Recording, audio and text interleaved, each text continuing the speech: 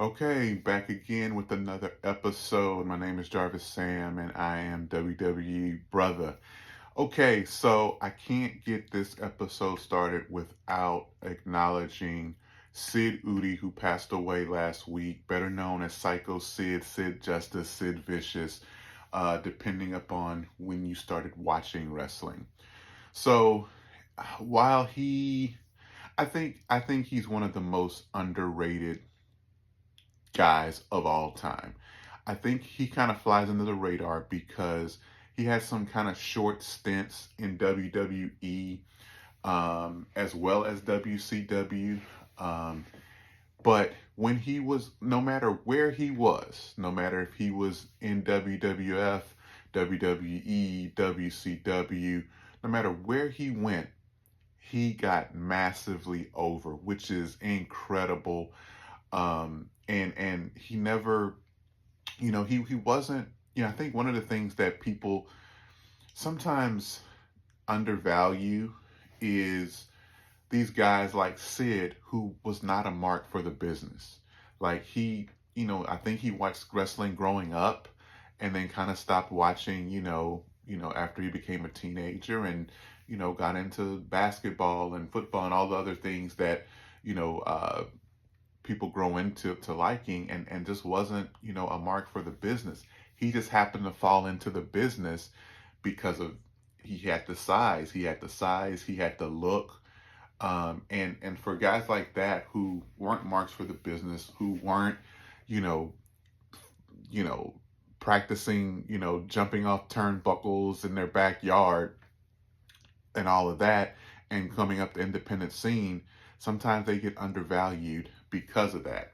But from what I understand, Sid was a great wrestling mind, despite not being this mark for the business. But when he got in it, he did it well. Now, you're not going to see a bunch of 5-star classic matches from Psycho Sid, especially against other big men. He really didn't cook against other big men, but you put him in there with Shawn Michaels, oh man, they tore the house down a couple times.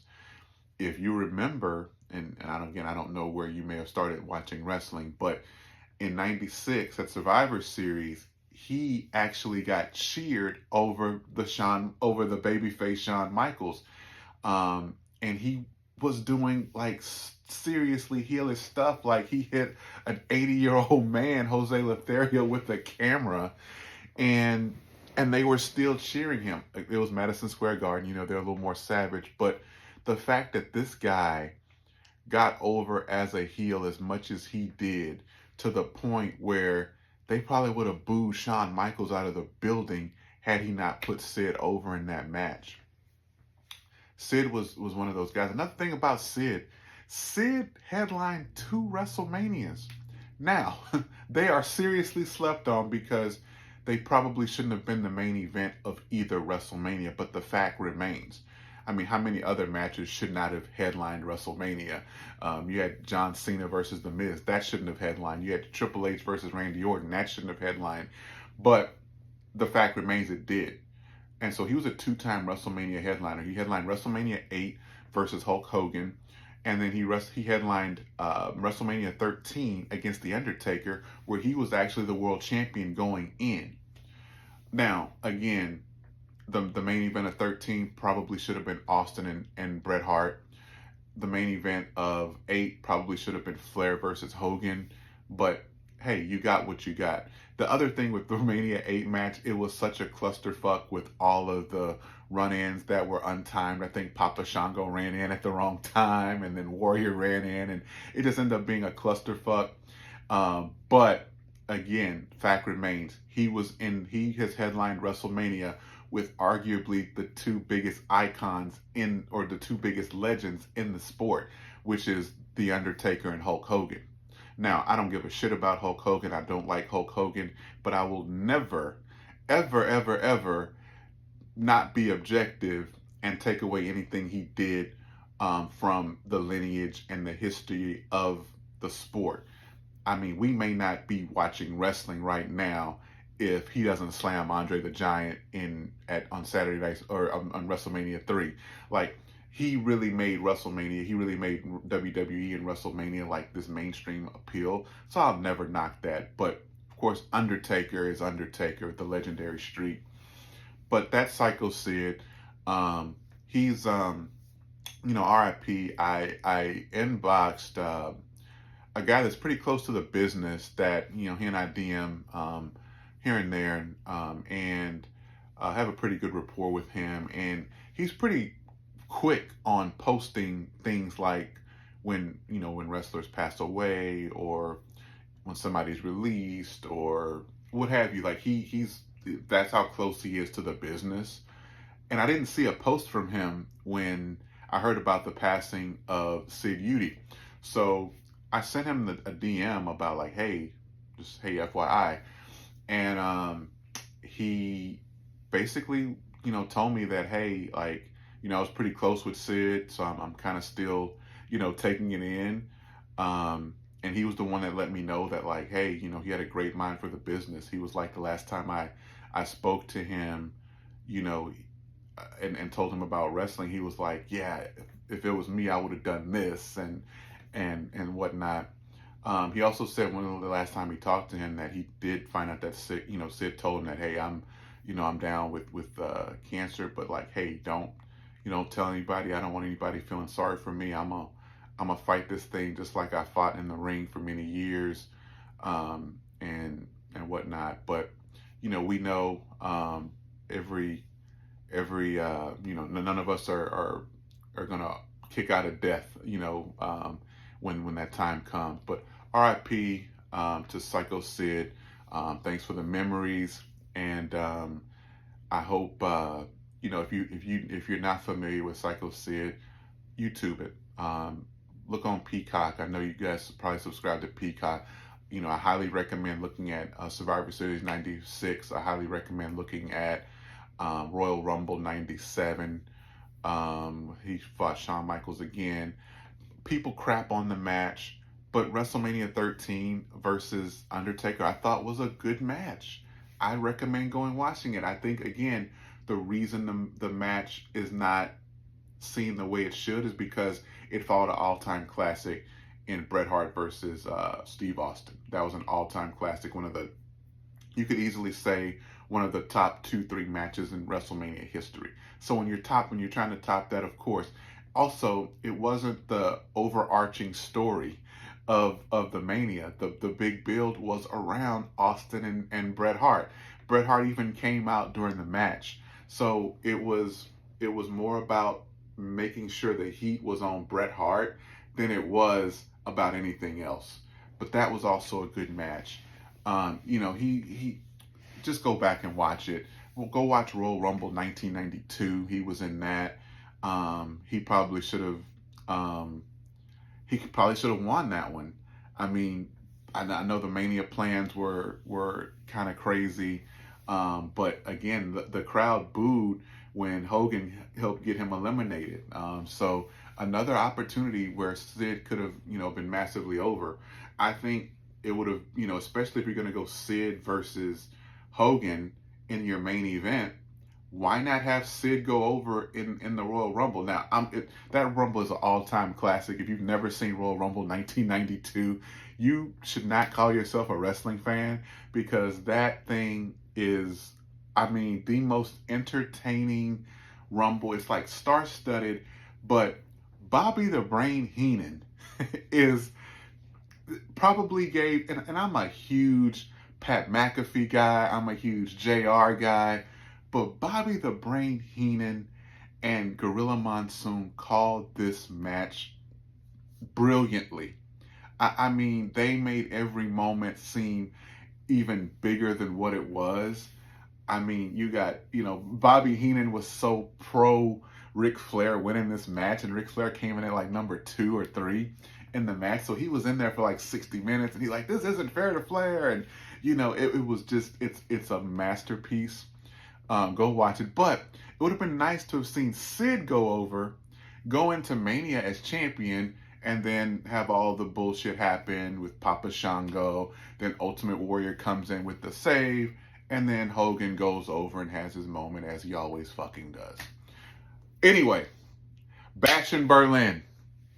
So a lot of people are saying it was predictable, it was boring, it was mid, it was all of those things. I told you guys it was going to be predictable. I told you guys it was going to be a B pay-per-view. That's what it was supposed to be. And I predicted it almost exact. And we'll get into that. But it did exactly what it was supposed to do. It delivered good matches for these champions. It delivered entertainment on a Saturday afternoon in Berlin, Germany. And the Germany crowd was freaking hot as hell. Like, and I think that's why they know they can bring these B pay-per-views over there, because these crowds are going to be so insane that it's going to feel like a Mania. It's going to feel like SummerSlam.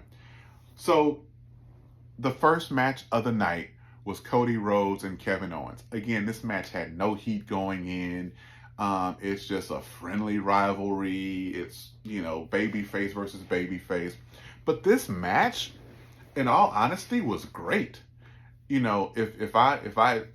I'm gonna go ahead and give it a rating. I give it an 8 out of 10. That match was an 8 out of 10. My major critique with that match was, first of all, it's the opening match of the night. So nothing crazy is gonna happen, right? The second thing is, it's friendly. It's this, but Kevin Owens did play that role very well of kind of being conflicted in the ring, so I did like that.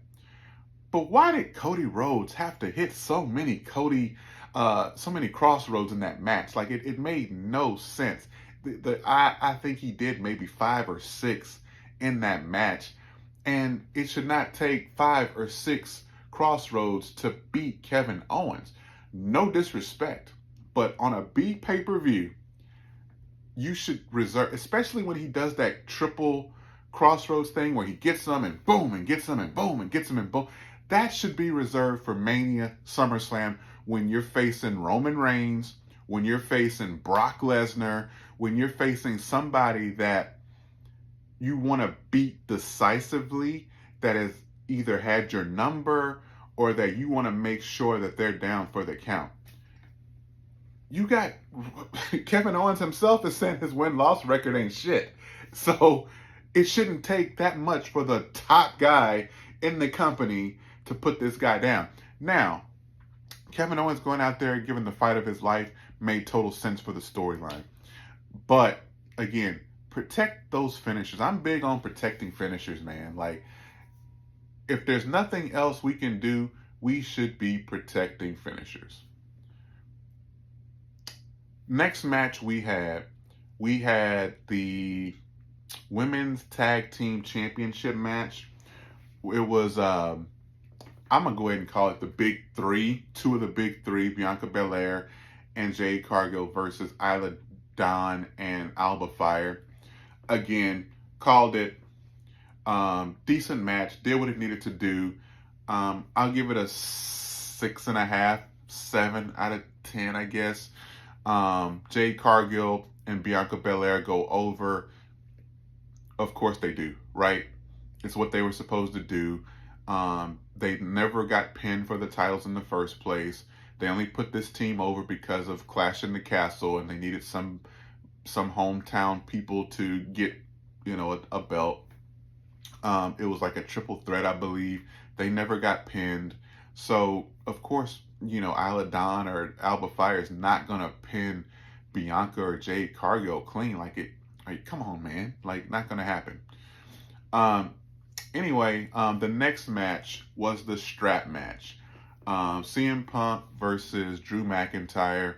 Good match. Again, called it. I knew CM Punk had to win. He lost the first one against Drew at SummerSlam. So, of course, he needs his win back to build up for their next match at Bad Blood, which will likely be a Hell in a Cell match. Let's see. The next match we had. Oh, I'll give that one. I mean, it was good. I give it an 8.3 out of 10. It was pretty good.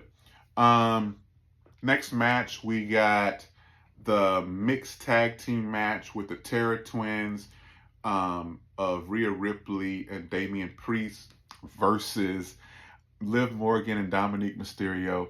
So this is the one match I got wrong. And I thought I had it right. I thought I had it right. I thought Judgment Day with Finn Balor was going to come out and cost them the match and get Damian Priest pinned by Dominique. Didn't happen. Rhea Ripley ends up getting the pin over Liv Morgan. There was some chicanery from Judgment Day. They did come out, but they ultimately didn't cost them the match, which I think makes the Judgment Day look super weak. They look super weak right now, and maybe that's the point. I don't know, but they look real suspect right now. I think to build some heat between Damian and Finn, Finn's got to get some one-upmanship on Damian Priest to really build that heat, because ultimately Damian Priest needs to win the feud, right? But anyway, the match did what it needed to do. I'll give it a 7.5 out of 10. It's good. I mean, it's hard to get a bad match with Mommy and Damian Priest. So, good look. Finally, Gunther versus Randy Orton in the main event. Again, I stated before, predicted Randy Orton is kind of the entry-level champion opponent. So, the thing about Randy Orton now being in that role, like, one, losses don't really hurt him because he's a made man. Secondly, he's going to give you a great match. And he gave Gunther a phenomenal match. I am not the biggest fan of long matches. This match went 35 minutes and it didn't feel like it because it was so good. It was so good. Again, give me 15, 20 minutes and get out of the way. I don't think that, I don't think that just because a match is long, it's better. I know Dave Meltzer and a lot of these, journalists believe that the longer the match, the better the match and the more opportunity. But, this one delivered. I'm going to give it a 9 out of 10 because it was perfect. It literally was perfect. But my barometer for a perfect 10 match is up here, so I can't give it a 10 out of 10.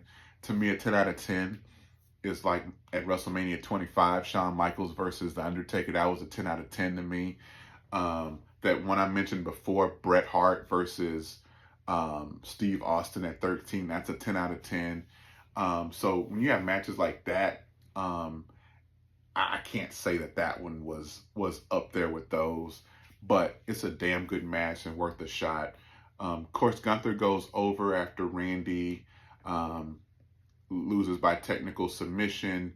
After the match, Randy Orton shook Gunther's hand, and the city of Berlin, Germany goes home happy. So that's that. Now, I got to talk about a couple things coming out of Bash at Berlin. First one, and this is kind of funny. So, I can't even think of the name of the group, but the Stud Line. Y'all know who I'm talking about. Sonya Deville, Shayna Baszler, that group. I think it's the Future Collective something, whatever. I would much rather them be called the Stud Line. But anyway, last night or a couple nights ago on Raw, Sonya Deville cuts this promo where she says, "None of you men can go home with me. None of the men here can go home with any of us." Like, no shit. Like, you're all lesbians. Like that's not common knowledge that we don't know as fans. Like, yeah, this is a team of and no knock.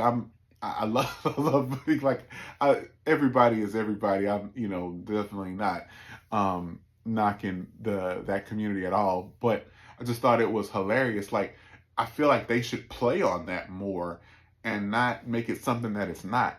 To me, I feel the best things in wrestling are rooted in reality, and I think they should play up on that. Like, I think Sonya Deville is married to one of the female. Like, come on, like, we know this. We know Shayna Baszler's like, come on, like, let's be real here. Anyway, this is a funny note. Nothing of importance there. But coming out, I, and I was listening to Busted Open. And shout out to Busted Open. Shout out to Bubba Ray and everybody and that. But they were talking about the CM Punk Drew McIntyre feud, and they seemed shocked at what happened when Drew attacked Punk on Monday night after Punk called out Gunther. I called it a long time ago that, hey, this is going to be a 3-match series. Drew's going to win the first one. Punk's going to win whatever the second one is. And then that third one is where we're really going to see, okay, who's going to get the edge in this matchup. And so it's played out perfectly. So when you got CM Punk coming out saying, oh, Gunther is next and all of this, and I'm ready for the world title. First of all, CM Punk, you lost at SummerSlam to Drew. Drew wasn't done with you. You got a rematch. So you think that just because you beat him once that it's over? And now you can move on and do whatever you want to do? Come on, Punk. And then, again, on Busted Open, they're like, they thought he was moving on to Gunther. And you guys really did not think this was coming. I saw it coming a mile away when he was talking. I'm like, just waiting on the clock. Okay, when's Drew? Is Drew going to wait till he gets to the back? Like, we knew something. I knew something was going to happen. And it did. This one was very vicious. I was there in Chicago when he attacked Punk backstage. And, man, that one was nasty. But this one was probably equally as nasty, if not a little more. This is going to be able to be a good injury angle. The pay-per-view Bad Blood is not until like October 5th or 6th. So we've got, a good month where he can, disappear from TV for 2 or 3 weeks, come back just in time for Bad Blood, and they finish that feud in a cell. That's the only way to finish it. Then we move on to what's next.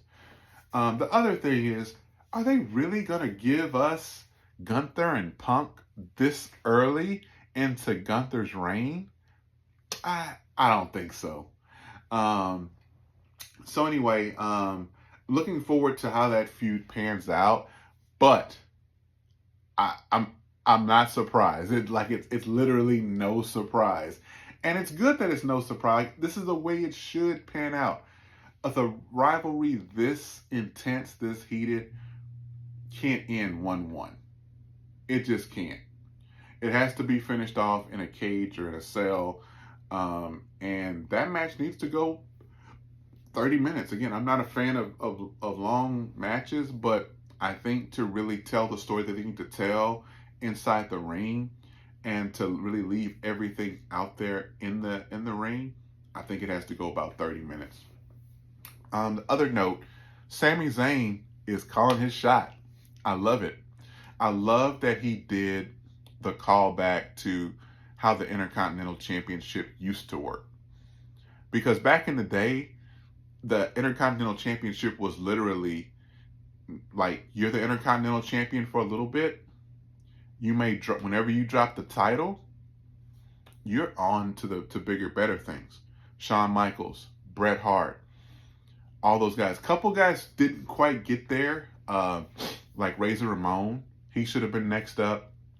Mr. Perfect should have been next up. But Macho Man, Bret Hart, Shawn Michaels, all those guys use it as a stepping stone. Even Triple H, The Rock, those guys used it as that launching pad to the next level. And now we're at Gunther, where Gunther held the title for over 600 days, became the longest running Intercontinental Champion.